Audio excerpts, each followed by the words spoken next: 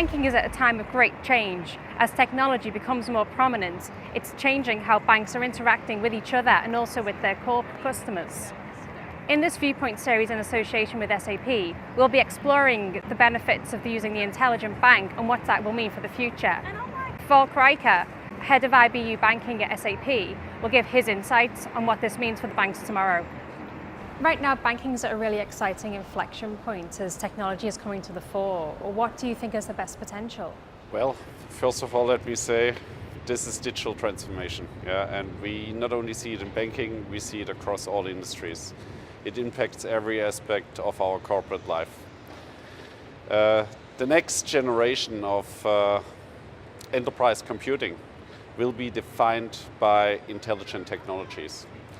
Intelligent technologies like AI and machine learning, like big data and IoT, blockchain. And what will come out of that? We will see highly automated processes. We will see massive connectivity.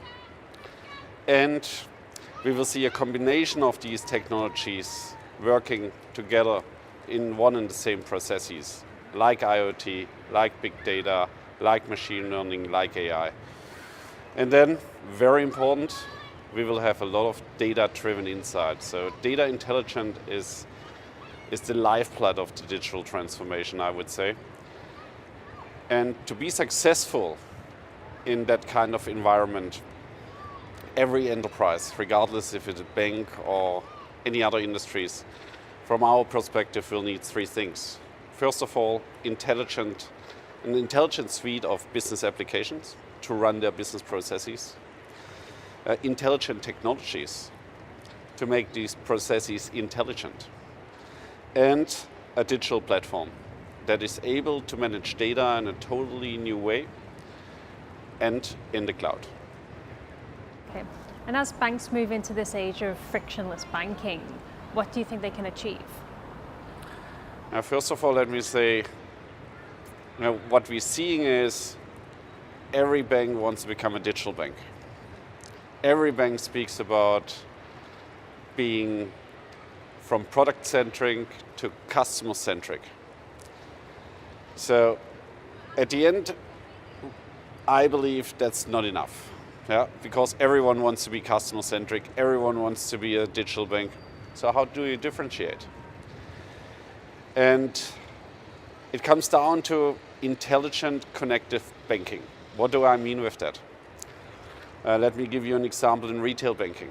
We want banks to be seamlessly connected with their retail banking customers. We want them to be their personal coach. We want to see everyday banking. We want to see the bank part of the retail customer's life. Now, when we turn to corporate banking, what Cybers is all about, it's a bit different. But here, the bank has to become part of the supply chain of the corporation. So they need to be embedded in the supply chain. Again, connectivity is key to achieve that. Intelligence is key to achieve that. And same with open banking.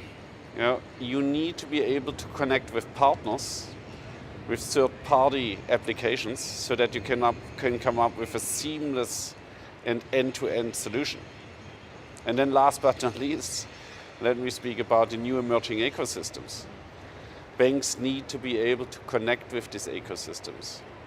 So in the future, the definitions of the industries will be different. There will be new ecosystems. And if banks do not manage to become part of these ecosystems, they will have a very hard time going forward. And how can banks use these kind of ecosystems to bring new revenue streams and new value? That's the interesting point now. And I think it comes down to thinking beyond banking. Banks for decades have mainly thinking about financial services. But there are a lot of actually non-financial services that are related to the financial services. So banks have to become a platform for digital services, both financial services and non-financial services.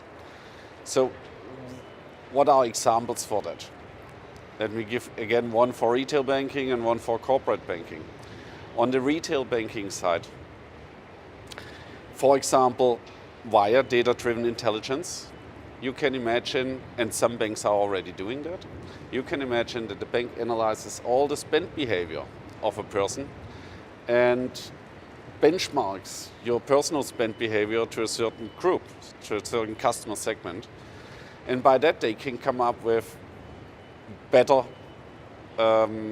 contracts for telco spend, better contract for energy spend.